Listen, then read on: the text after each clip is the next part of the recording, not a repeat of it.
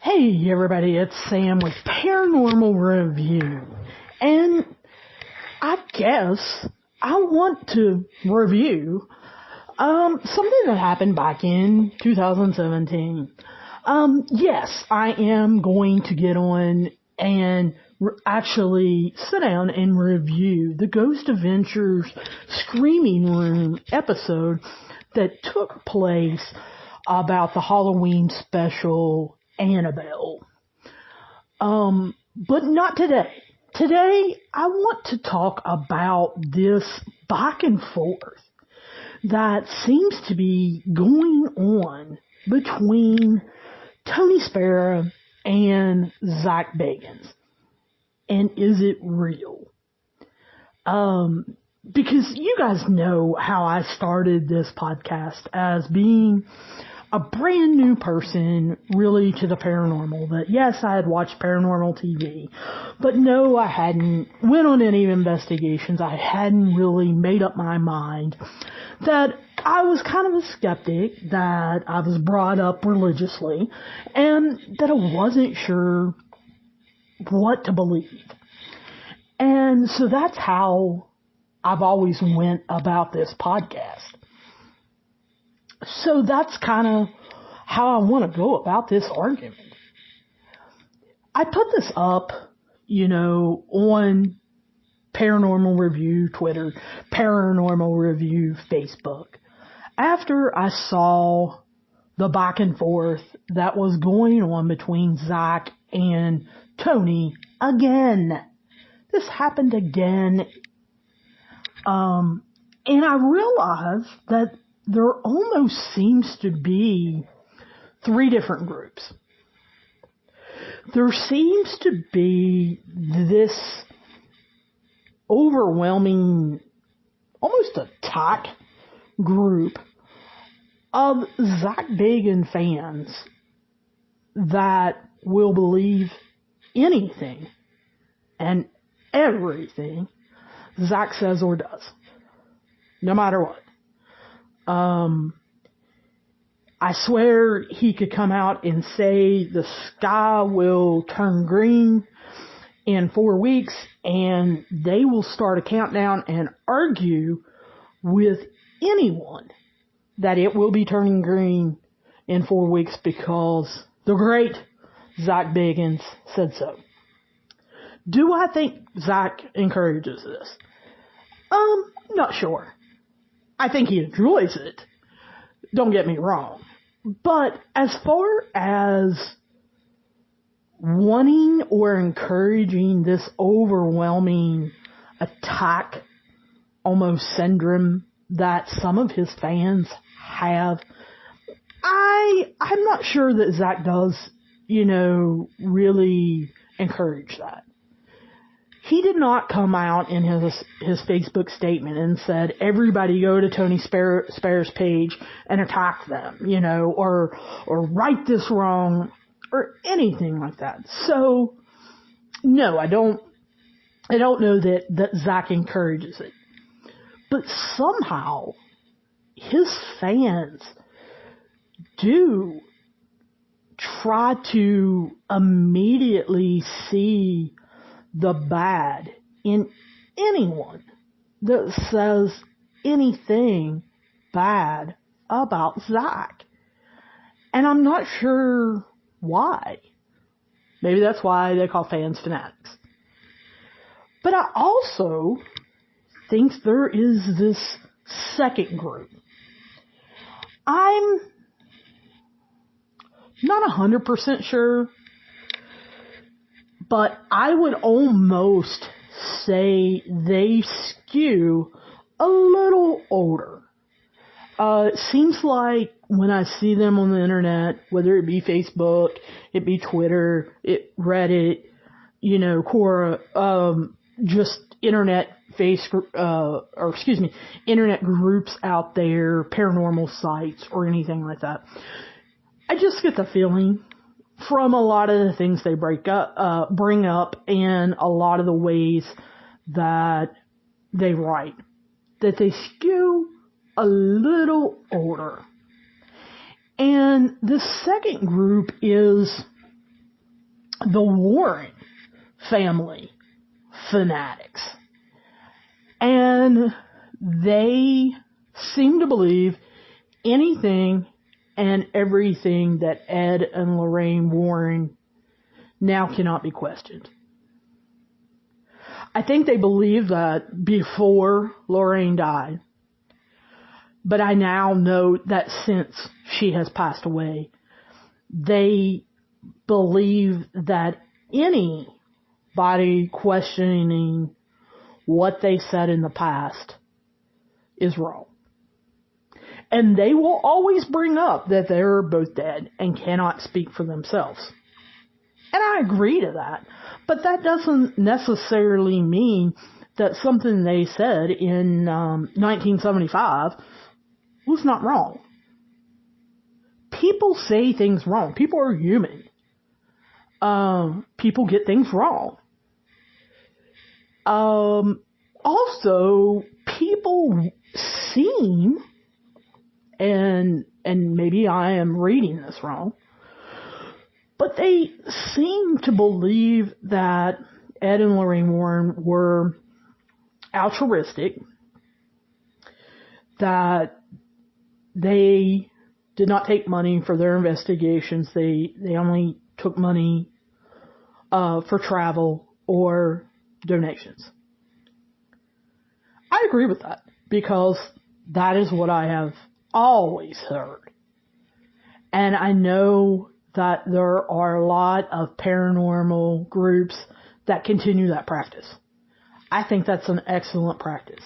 I am glad, Grant Wilson and Jason Halls and the TAPS community started doing that and have continued doing that. The new group that Jason Halls and Steve Bagans has started do that. I am totally in agreement with that.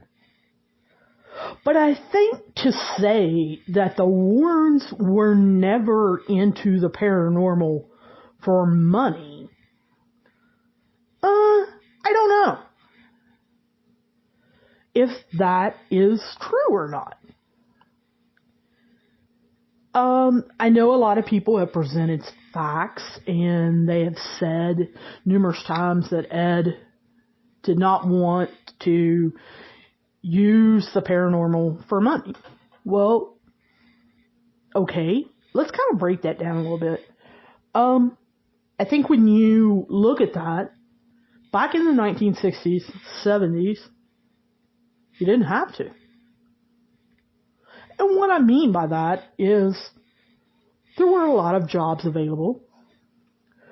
There were, a lot of available time. And you could actually make a living at a lot of good, solid jobs. Now let's come up into the 80s, 90s, 2000s, 2010s. Can you? I don't know. I mean, there are still, granted, a lot of great paying jobs out there. But I also know there are a lot of jobs that used to pay a lot better if you compare them cost of living wise in today's money. Teaching is one of those. There are a lot of states where teaching has dropped in with cost of living and with today's converting it into today's money. They've lost $8,000 on the year, where cost of living raises have not kept up with inflation. So I think a lot of times people use the paranormal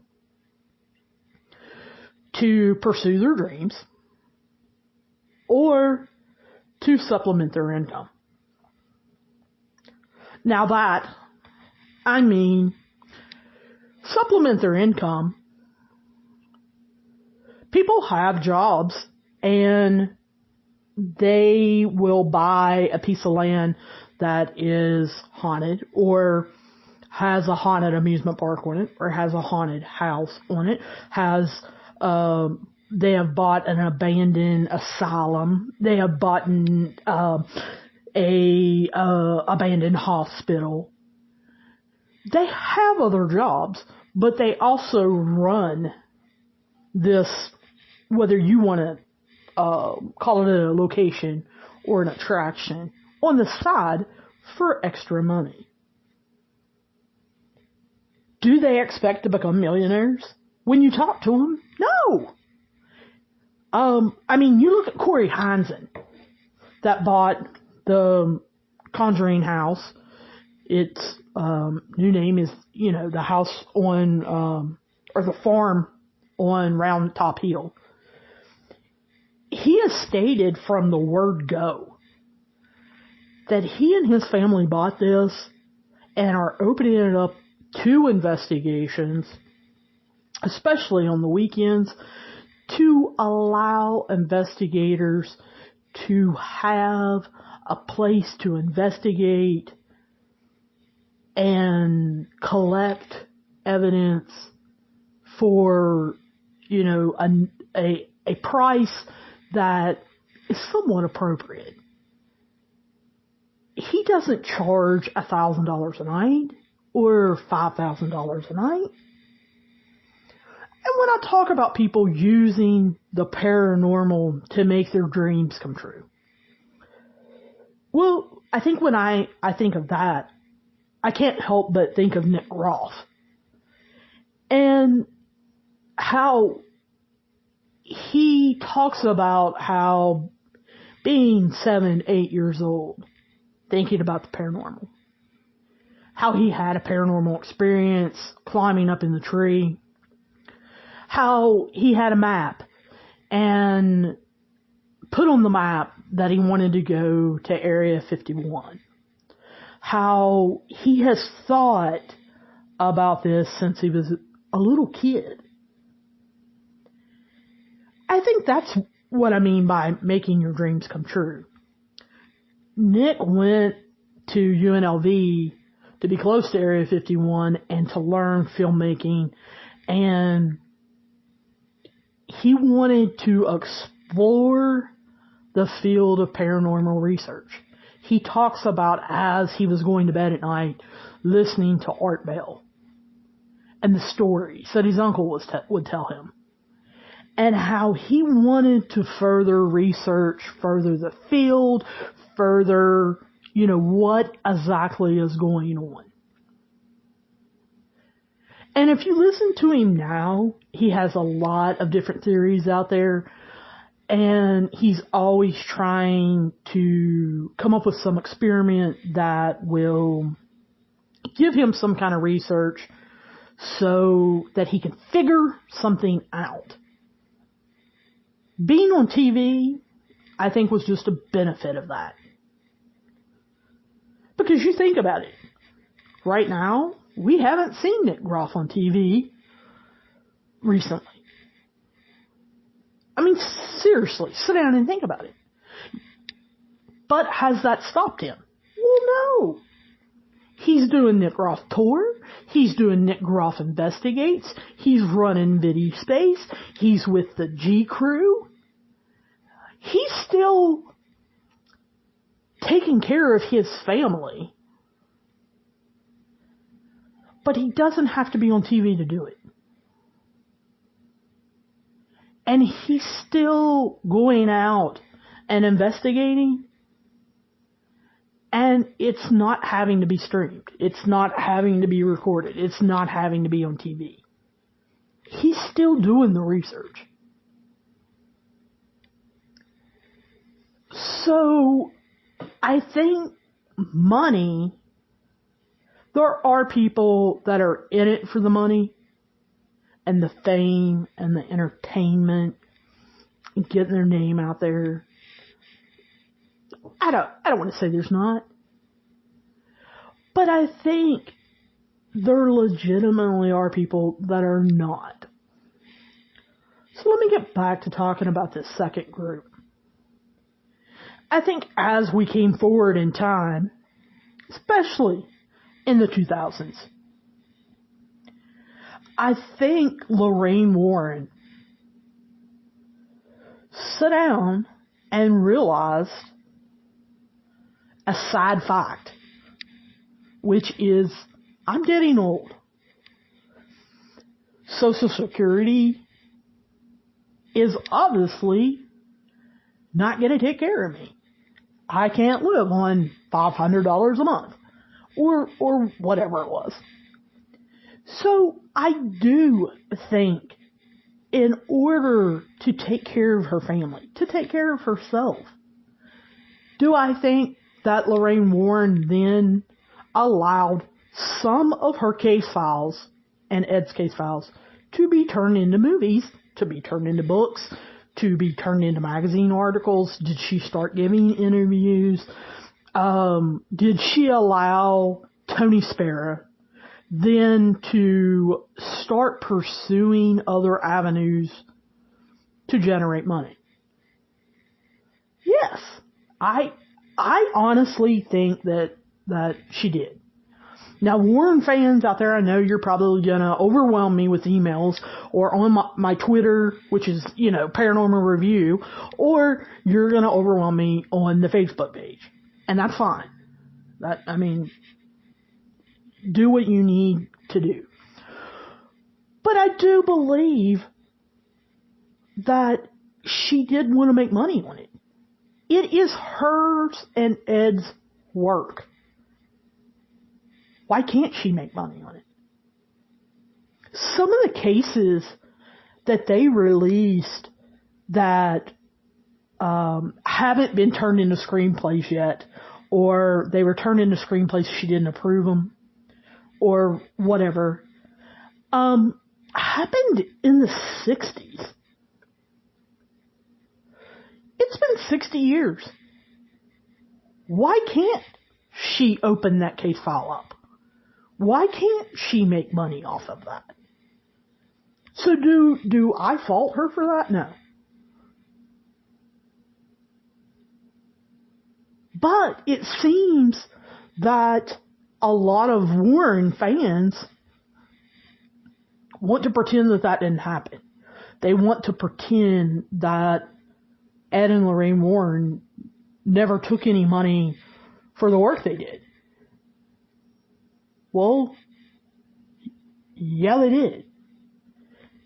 Because they released case files, that was work that they did. Now, granted, it might have been 30 years after the fact, or 20 years after the fact, or whatever.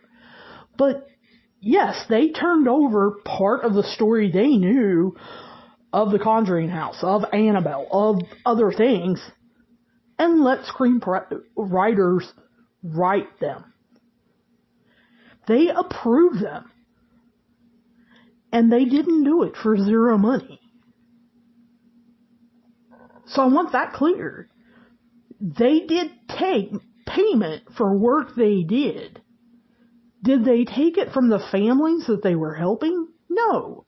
They took it from the moviegoers that saw and experienced the work. Now, I know what a lot of you are thinking. Now, Sam, they changed those. Yeah, they did. They changed their case files. Amityville Horror, a lot of different parts of that case were changed. But that was only after Lorraine sold it. Then I think there's a third group.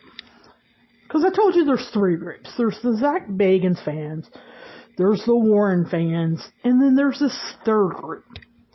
And I think I'm part of this third group. I think some of you may be part of this third group. It's the third group that kind of sits on the sidelines and goes, what if all of this is BS? Let me say that again. I think there's a third group that says, what if all of this is BS? Think about it. Zach does what he does to make money. Do I think Zach Bagans would do a paranormal investigation without getting paid for it, without it being on TV, without it being streamed, without it being taped, without it being streamed or recorded in some way, and that he was not going to ever get paid for it? I'm going to be real honest with you. No. Because when you look back through articles when Ghost Adventures first started, Zach will talk about how he wants to be a great filmmaker, he wants to be a documentarian, that he really wants to create screenplays, possibly have TV shows. He is all about film. Zach went to film school in Michigan. Zach did not, let me rephrase that. I was almost going to say Zach did not become interested in the paranormal. That's not true. I think Zach had a healthy knowledge of the paranormal happening around him. And I don't think that you can live in Las Vegas for any period of time without knowing about Area 51 or anything like that. But when you look back on interviews when Ghost Adventures started, you will see Zach did not have his own team. Zach, as far as I can find, never went on a paranormal investigation. It was only when Zach interviewed, he was a wedding DJ in Las Vegas, in Las Vegas, Nevada. And he happened to meet Nick Groff, who was interviewing wedding DJs for his future wedding, that he and Zach kind of clicked. And Zach told him, because Nick, remember, is all about the paranormal. Zach tells him, well, I'm into the paranormal too. Was that the truth, or was that to get a wedding job? I don't know. I don't care. All I know is Nick said, hey, you want to go on some paranormal investigations with me and my friend Aaron? And of course, Zach was like, yeah. And Zach then met Aaron. Now, they got evidence, eventually, not in their first couple investigations, but because Nick was working part-time for the Travel Channel, Aaron was working as a cameraman sometimes for NASCAR, they eventually got into the game. So, is Zach doing this for paranormal research purposes? No. I don't believe that for 1 second. Do I believe that Tony Spera is BS? Yes, probably. Do I believe that Ed and Lorraine Warren is full of BS? I don't know. That's the one I'm a little bit on the fence about. And I'm going to tell you why. I don't know enough about it. I'm not like all of you Warren fans that are listening to me. I haven't read all the books. I haven't read all the case files. Haven't visited the museum. Haven't seen all the films. So I'm going to be real honest with you. Are they full of it? I have no idea. Did they fake any of it? Have no idea. Is there some evidence that they might have? From some things that I've read, from podcasts that I've listened to, from lectures I've listened to, from people that I've listened to? Maybe. Maybe they did fake some stuff, exaggerate some stuff. Do I think that they also got some things? Yeah, probably.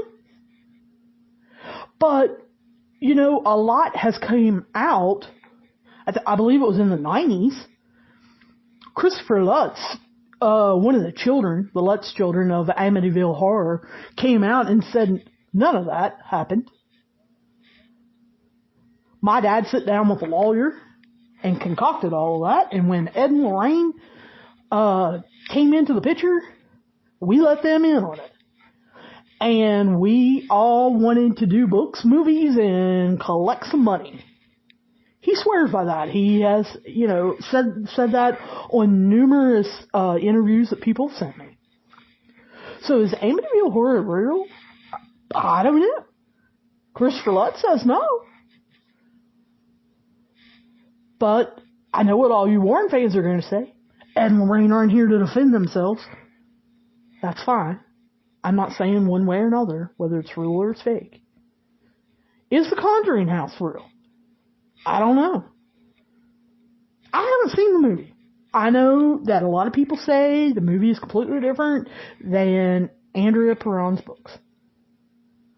I know that I have heard numerous podcast interviews with Andrea Perron and her dad, Roger Perron, where they said the Warrens are full of garbage. Roger Perron is very adamant about throwing Ed Warren out of his house. So, I don't know. Is Annabelle fake? I don't know. I know that she's a doll. I know that a lot of people believe that demons can be cast into dolls. I know a lot of people believe that demons can inhabit dolls. I don't know that I'm necessarily one of them. Why? I can hear all of you now. Why? Well, because remember, I was brought up religiously. I don't remember that anywhere in the Bible, and you guys feel free to write me and tell me that I'm wrong, please. You can, the email for this podcast is paranormalreviewpod. It's singular at gmail.com. Or hit me up on Facebook or Twitter. But I don't remember anywhere in the Bible saying demons can run around here on earth and say, that sweet little Raggedy Ann doll looks like a place where I want to live for the next 40 years. Because I would have thought, and this is just me, I would have thought if a demon was living in the Annabelle doll that is getting dirtier and older and more decrepit as time goes by, living in a glass case, that at any given time that demon would jump somewhere else. Because unless it just wants to hang out and sit there, which I don't believe anywhere in the Bible it says that demons like to just hang out, I think this demon would have already left. But that's just me. So, do I think that the back and forth between Tony Spera, who is the son-in-law of Ed and Lorraine Warren, he married their daughter Judy. He was trained by them and worked with them for 30 years. He was left in charge of their museum, and Judy was left all of their artifacts and belongings and all of that, and Tony helps run that because Judy really doesn't get into the paranormal thing from what I understand. Do I think this is all a big publicity play? I'm not going to say definitely yes, but I'm leaning towards yes. Because I'm telling you, I think that Zach is a showman. I love his show. I think it's great entertainment. But do I think that Zach is a paranormal researcher that wants to publish his findings? Do I think that he wants to give lectures to conferences all around the world about his findings? Do I think he wants to progress the field of paranormal? No. As for Tony, do I think that he likes publicity? Yes. Yes, I do. Do I think that he likes money? Yes. Yes, I do. Do I think that he wants to further the paranormal field? Yeah, I think he does. I think he wouldn't have worked with Ed and Lorraine for 30 years without wanting that. But do I think that he saw in 2017 a way to get Lorraine and himself and Judy money by having Annabelle on the highest rated paranormal show on TV at that time? Yes. Yes, I do. But what many of you have forgotten in this whole big argument, Tony did not take Annabelle to Las Vegas, Nevada by himself. He didn't own her. Lorraine was still alive. Lorraine had to consent to that. Lorraine had to say, yes, Tony, you can fly to Las Vegas with my doll. Yes, she may be on TV. Yes, you may let Zach do whatever Zach does. She had to put her signature on that contract.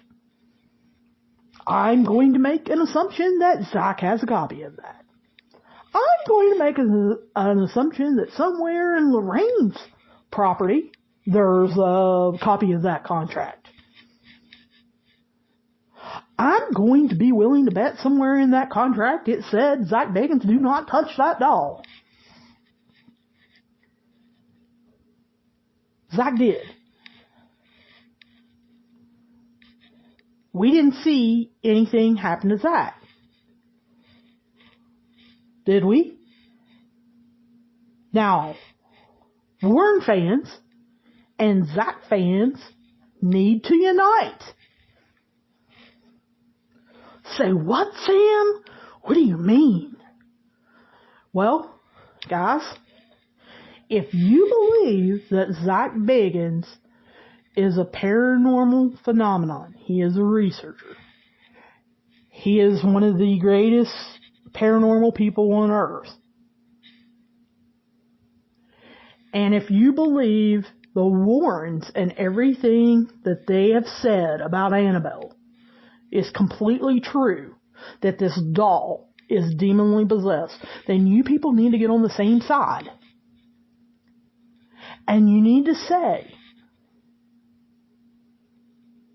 Lorraine said, after many years of Zach begging, not Bagans, begging her to allow him to come to her home, to allow him to come to the museum, or to just get Annabelle on the show, she finally said yes.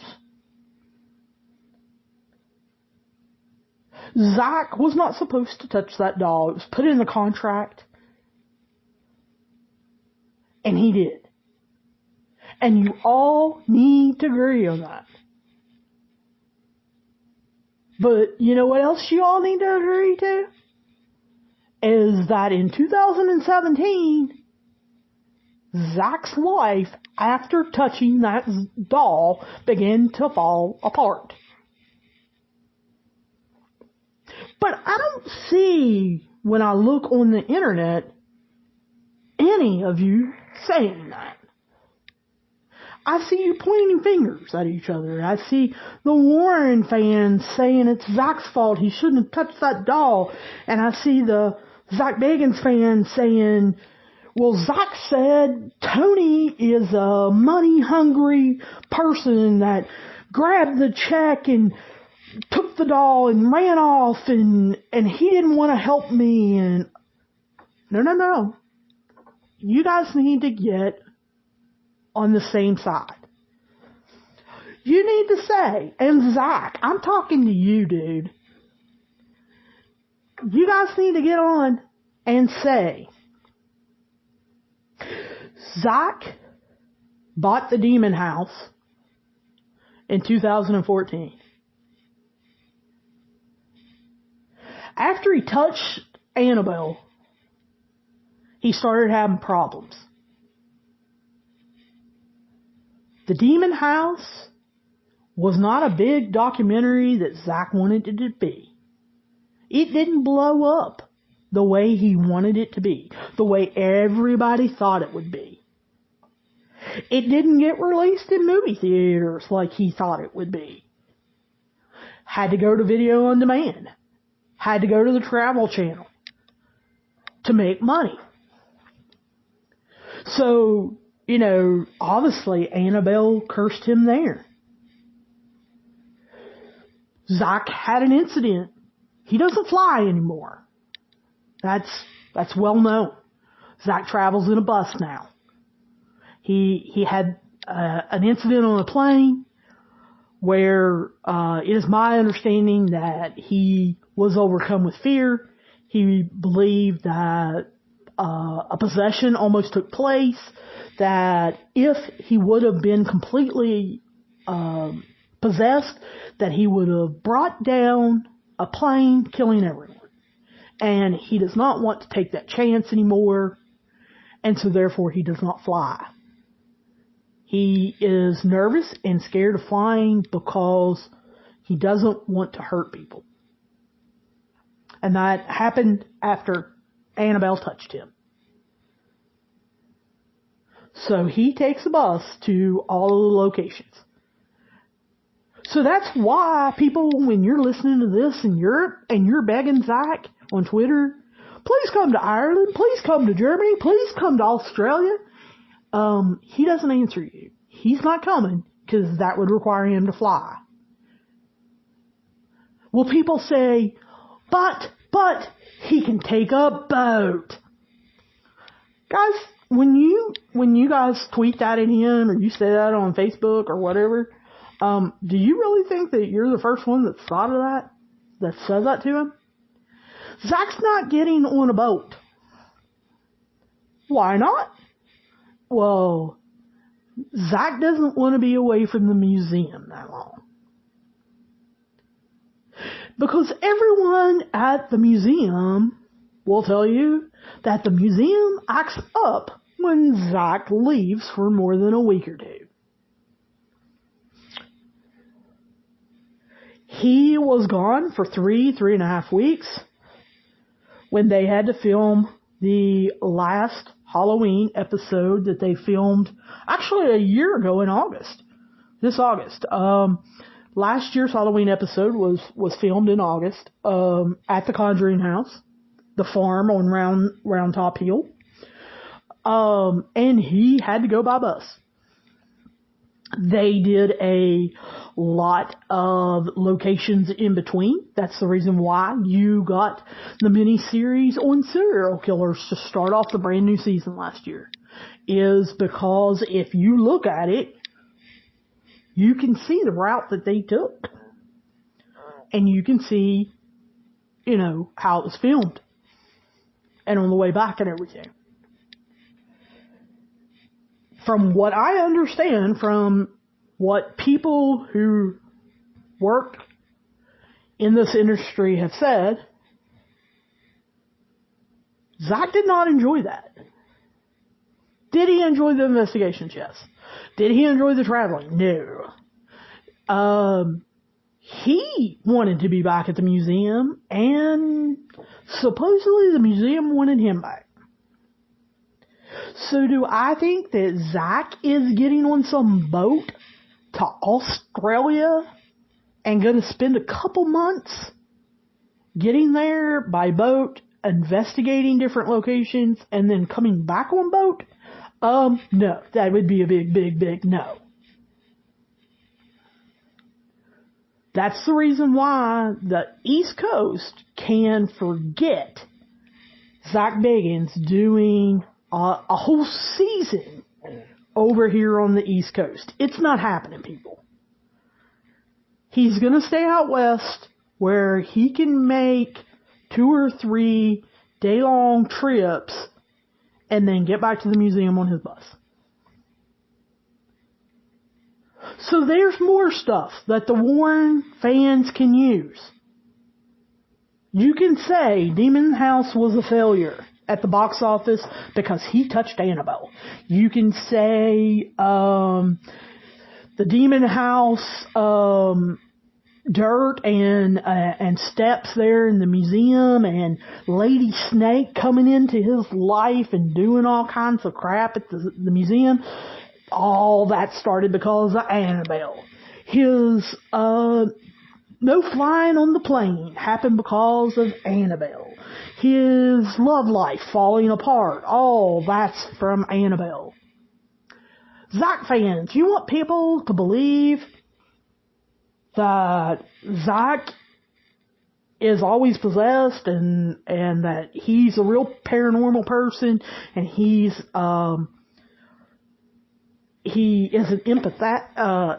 empath. I will say it eventually. I can't talk today. Do you want people to believe that? Then you need to get on board with this thing. Y'all all need to say that this is all because of Annabelle. Because let me tell you, the third group I talked about, the ones that believe that a doll can be possessed, the ones that believe that Tony is money hungry, but so is Zach, and that's what's caused this little argument, is they were fighting over $1 that dropped in the floor. The third group that believes that Tony and Zach may have gotten together, and Zach said, hey, I'm going to touch this doll, and Tony said, not a problem. And the third group that believes that Zach called Tony up, I don't know, a month ago and said, hey, we're going to replay that because my museum needs some publicity and you guys need to get back on the map. So we're going to replay that, and you put out a statement saying whatever you want, and I'm going to respond to it, and we're going to drum us up some publicity. Because it is the dog days of July and August, and COVID has hit, and there is no new TV out, and people aren't coming to my museum. Your museum isn't open because of zoning restrictions. You don't have a new Annabelle film that can get made here anytime soon because the movie theaters are shut down and the movie sets are shut down. See, there's this third group of us that believe that Tony and Zach may have struck a deal and said, hey, we're going to show this episode and we're going to create this publicity. Because we both got these 2 different fan groups that are pretty big and are ready to go wild about something. So let's stir them up. So on that Thursday night, that episode showed, and, of course, Tony had, he couldn't let it go. And Zach couldn't let it go. And so let me read you, first of all, Zach's post to Tony Spera on Facebook. Because it's been deleted. You can only find people who took screenshots or people who cut and pasted. And it's on my site. It's on Paranormal Review. You can see it there. To Tony. I'm fed up with the nasty things this man is saying about myself, about my crew, and about our show. Just a little FYI, I don't get into social media conflicts often, but I am not a fan of Tony Spera. Now this is Zach saying. He says he's Annabelle's current owner.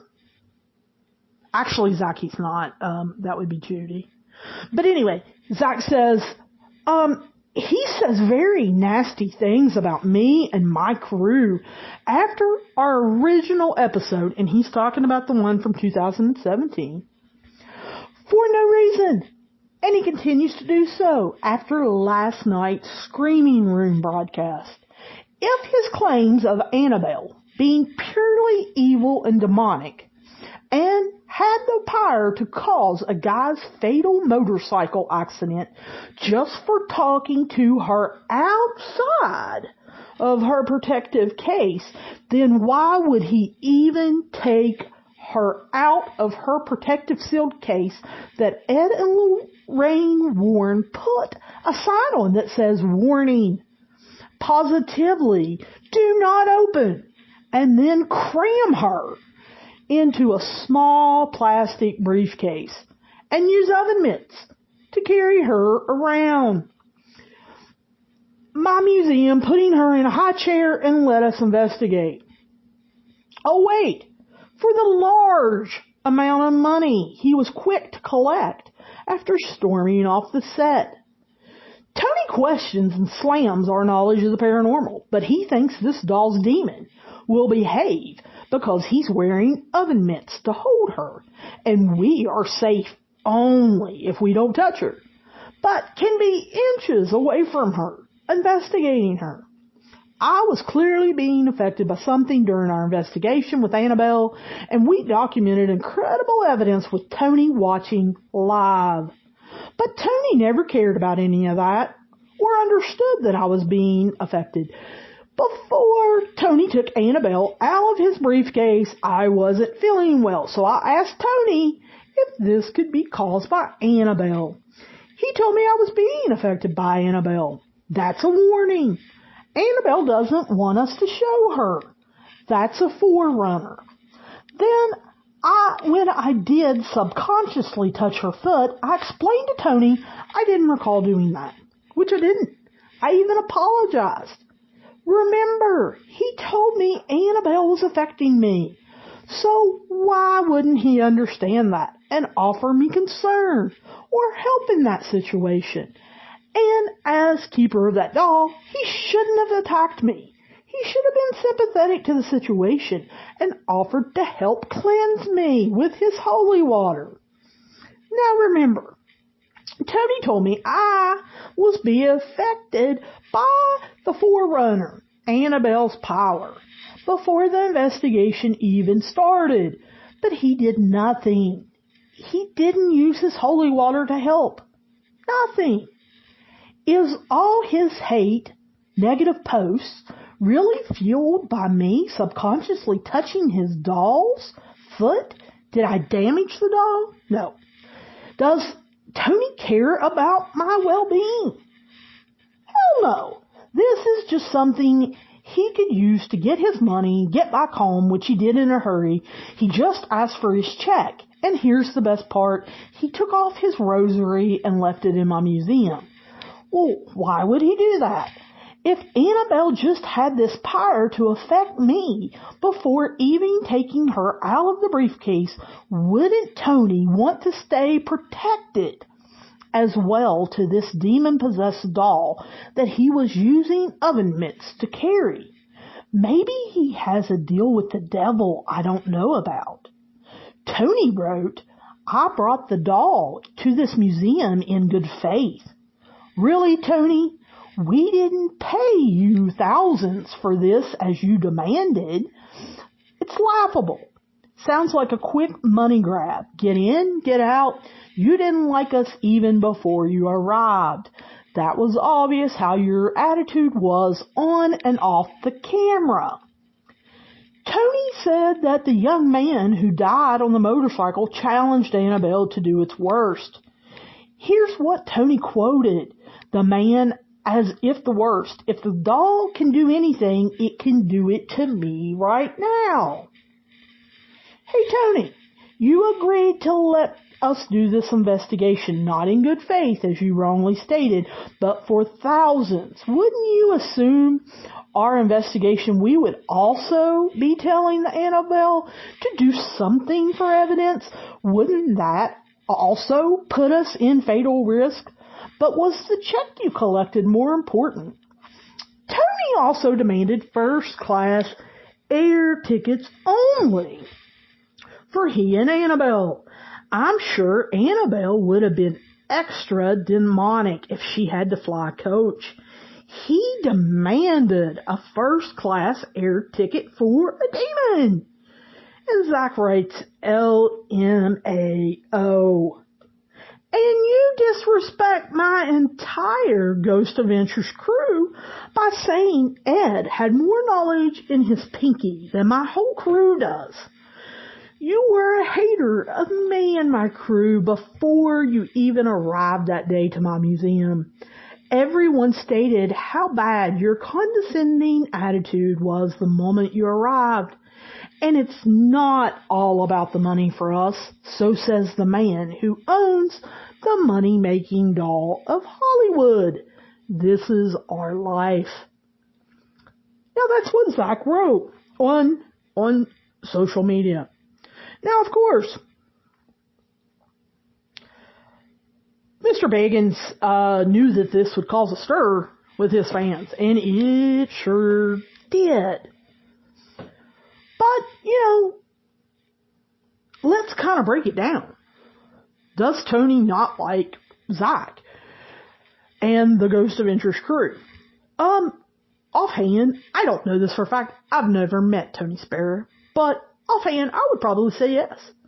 I don't believe that Lorraine likes how Zach and the Ghost Adventures crew investigate. I don't think that Lorraine likes their provoking. I don't think that she enjoyed things. Do I think that Tony also doesn't like them? Yes, I do. Zach has offered numerous times to buy many items from the Warrens Museum and has been turned down flat. And I think that Tony was a part of that. He did not want to give that up to Zach. I also think that Tony sees that his, I guess it would be his cousin-in-law, John Zaffis, and his kids get different TV show appearances. They get to do lectures and different things, and that John is known as a paranormal expert if you can have an expert in this field. I think that Tony would love to have a TV show. I think that, is he jealous of Zach? Yeah, probably. But, I think offered thousands of dollars, and I think it was probably more than thousands. I think it was probably tens of thousands of dollars. I think Tony was more than willing to go on out there. And I think that, Tony probably didn't want to have to stoop to that level, but he did, and that's fine. But Zach, let's think about it, dude. You have Jeff Belanger and Dave Schrader do research for you. You know all about this stuff. Come on, Zach. You knew that supposedly a guy had threatened Annabelle outside of her case and had a horrible motorcycle accident. Yet you let him take the doll out of the case. Yet you made the almost same exact statement that the motorcycle guy did. Come on, Zach. You've got to take a little bit of blame in this situation. You know, he isn't able to carry Annabelle in her protective glass case on board an airplane. I think everybody knew that. And I don't think that checking Annabelle would have done anything for her reputation. However, setting first class with Annabelle does a lot for her reputation. For both the reputation of Tony and the reputation of you. Now, Tony using oven mitts. My goodness, how many times did you mention this, Zach? Yet you forget all of the things that Tony did beforehand. All the prayers, the talking, the cleansing of holy water, and blah, blah, blah, blah. But you wanted to zero in on those oven mitts, didn't you? You wanted to turn your fans against Tony by using the word oven mitts. How can oven mitts protect him? Well, let me tell you, Zach, I'm going to make a guess, because I've already admitted I haven't read the books, I haven't seen the movies, I haven't read all the case files or anything, but I'm willing to make you a bet that the first time that Ed Warren messed with this doll, he said prayers, he used holy water, he did all of that, and he used oven mitts. Because guess what? When he ran into Annabelle, they didn't have radioactive gloves for sale. Zach, Ed Warren didn't use, any contraptions that we have now. He used what he had. And I'm willing to guess it was probably oven mitts. So keeping with that, I would be willing to say that that is why Tony continues that himself. And I'm also willing to bet that you probably already knew that. Now, I know that you used a lot of bad spelling in your post here, calling it a forerunner. I think you mean foreshadowing. But, yes, it was probably a foreshadowing that you felt bad before he even opened the case. Considering that a lot of times before you walk into a room to investigate, you get a foreshadowing of, oh, I'm feeling cold, oh, I feel sick, oh, and then when you walk in the room, you magically get possessed. So I'm not real sure that Tony did any foreshadowing as much as you did. Now, also, you talk about, shouldn't Tony have cleansed me with his holy water, laying it all on Tony? Zach, if you're listening to me, or any Zach super fans out there, correct me, please, if I'm wrong. Again, you can write me at paranormalreviewpod@gmail.com or hit me up on Twitter or Facebook. Wasn't this filmed at the Zach Bagans Haunted Museum? Zach, in your own gift shop, don't you sell holy water? Are you saying no one on your crew that was running the cameras or watching, or even Aaron, couldn't have ran upstairs and got you some holy water that you sell in your museum? That you want to fault Tony for not using holy water on you when you yourself have them? Don't you also sell cleansing items in your haunted museum? Don't you have sage that you sell to people who come to your museum? So, you couldn't have used that? Zach, are you saying that you, who have been in this business, you guys went to New York and celebrated not too long ago your 10th anniversary? You've been in this business 12 years almost. Are you saying you don't know how to cleanse someone? Are you saying no one in your crew knows how to cleanse someone? Jay doesn't know how to cleanse someone. Aaron doesn't know how to cleanse someone. And you're saying that you were at your museum and you sell the actual stuff and none of them went upstairs, got the items, and came back downstairs and cleansed you. That you were relying on Tony to do that. Is that what you're saying? Then you're making a big deal of Tony taking off his rosary. Oh my goodness. Because Tony doesn't have any other rosaries?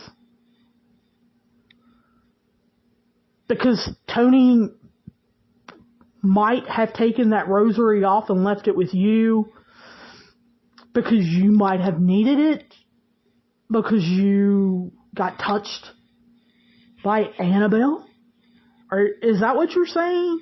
That Tony left his rosary and he left unprotected with his oven mitts to fly back on the plane? You really believe he didn't have any other rosaries to so-called protect him? Then you say, of course, that Tony should have known that we were going to provoke Annabelle. Well, yeah, if he'd watched your show, he should. The thing is, he probably did. Maybe he was shocked that nothing happened to you. Then again, if the third group that I've talked about already is right, maybe he knew nothing was going to happen to you, and so all the provoking you did, he did not care about.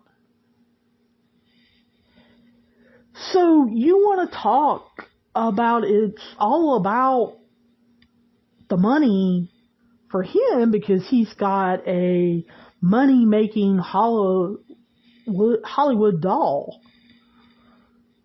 What about you putting it back on the air? If you were so upset with Tony, why re-air this? And, I know the Zach Bagans fans are saying, well, how come you're not reading what Tony wrote?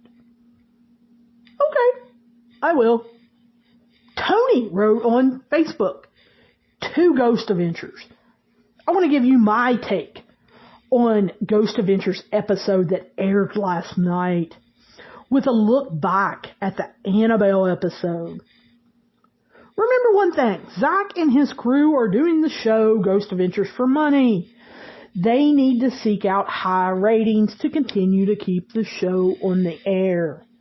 They may have started out years ago with good intentions, but now sadly they are just performers acting out their parts.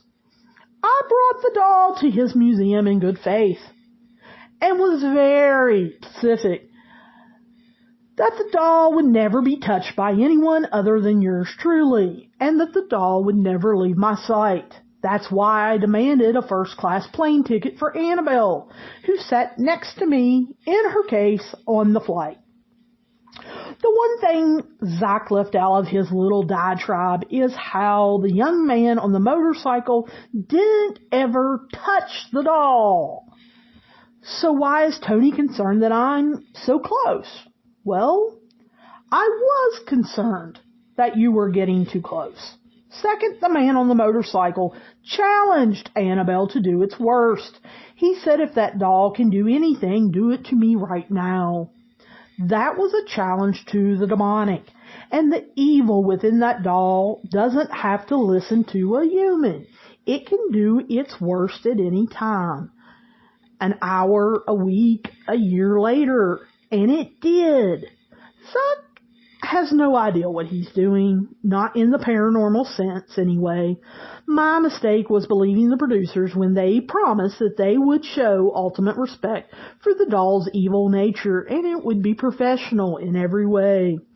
It was a mistake to bring the doll, and I will own that. That's why when the following year they asked me to bring the doll to Zach's museum yet again, I declined. I will never bring the doll to another TV show. The producers and the cast of these shows really do not know the dangers associated with Annabelle. I do. Our team at Our team at NESPR are real professionals. We use the ultimate knowledge and power to fight evil. And that knowledge and power comes from God, our almighty creator, and from the teachings and mentoring of the most knowledgeable humans on earth with respect to the supernatural and the pre-eternal natural, Ed and Lorraine Warren. Ed had more knowledge of the paranormal in his pinky finger than Zach and his entire crew has. I'm not angry with Zach. I am concerned for him. By challenging and treating the paranormal realm as a game, as a way to make ratings, it is a dangerous thing indeed. Kind of like Russian roulette. Why take that chance? Well, let me break that down. Guys, Tony knew this was about ratings. There's not a doubt in my mind. He says that. Tony says he shouldn't have taken the doll out there. Tony, you wouldn't have made some money. He says that Zach doesn't know as much as Ed and Lorraine. Well, number one, if I'm related to someone, guess what? That's probably what I'm going to say too. Number two,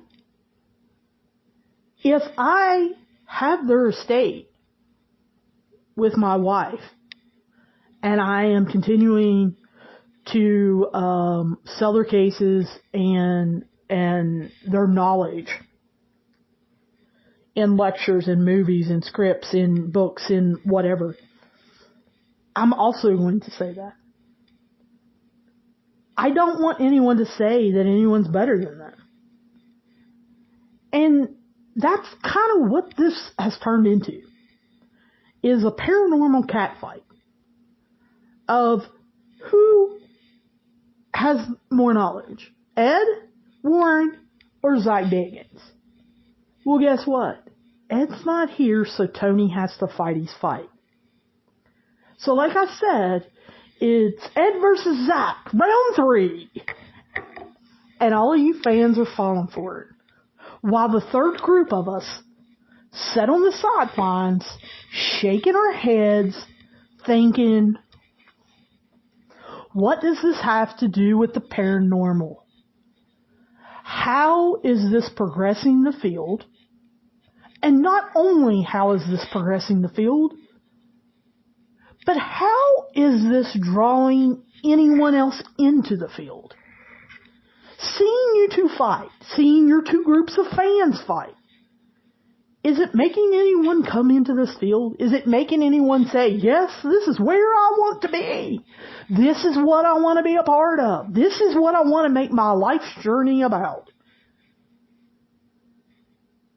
Is there any research being done? No. Is there any way you're taking this episode and writing it up as a case study? No. Is there any way, shape, or form this is good for anyone? Yes. It's good for Zach and Ghost Adventures because they got ratings. It's good for Tony Spera because people are going to want to find out is this true or not, and it's going to sell books. It's going to have people going and watching movies. It's going to have people going to the dinners he throws with Annabelle. It's going to have people, when he opens up the museum, going to see Annabelle. It's going to have people going to Zach Bagans' haunted museum. It does good for them. But does this do any, and I do mean any, good for the field of paranormal, turning it into a science? No. Not at all. This is garbage. And I am one of them. But all of you out there that are making a big deal out of this, that are making the comments and keeping this going, all you're doing is detriment. So, I may mention it when I review the Screaming Room episode of Annabelle when I get around to it. But hopefully we will not continue to talk about this. Hopefully this part is just done. We're going to call this one good after this podcast. Unless, I guess, somebody writes me and makes a good point and wants to talk about it or something like that. I have seen most of the posts, or let me rephrase that. I have seen a lot of posts the last couple days on the internet about this particular subject. I'm not sure that any of you can write me or hit me up on Twitter or Facebook and tell me something I haven't already seen and get me going on this again, because I think this needs to be over. Not only between Tony and Zach, but it needs to be over in the whole paranormal community. And like I said, it probably includes this podcast. I think we don't need to discuss this anymore. So, hopefully, you will be getting a paranormal review podcast episode, I would say, in the next 24 to 36 hours about a paranormal show. And it's not going to be Ghost Adventures.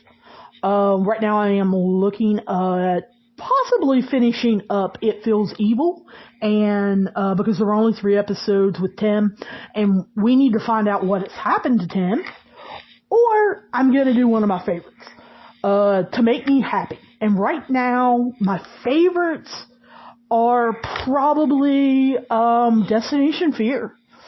I'm really enjoying the first season of that as we've been reviewing it. Or probably The Holzer Files is another one of my favorite. I'm also enjoying the first season of it. Now, can I be persuaded to slip some Ghost Hunters or Ghost Nation in there? Yeah, maybe.